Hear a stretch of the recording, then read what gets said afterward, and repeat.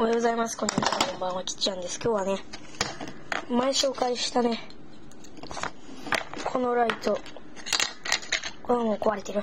分解したライトと違う、この後ろを押して光るライトの改造の方法を紹介したいと思います。まあね、これはすぐに改造が終わります。このフリスクライトのやつはこのライトの中身です。それでは改造していきたいと思います。このスイッチがあるとこの横を抜きます。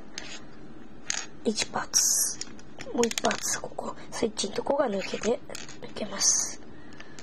そうしたら前が抜けます。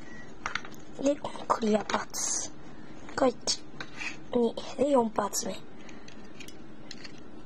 で横からパカッて開けます。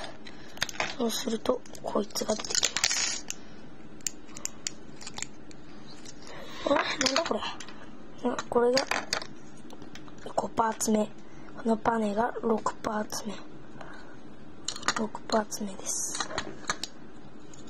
でこれ以上分解するにはぶっ壊すしかありません。ここを押すとここのライトが光ります。以上です。こんな感じです。これをね分解してね、これエアガンについてる、よくあるエアガンについてる、これ中国製のエアガンについてる、ライトです。こんな感じでね、これは作れます。中に埋め込んであるだけです。ただ埋め込んであるだけです。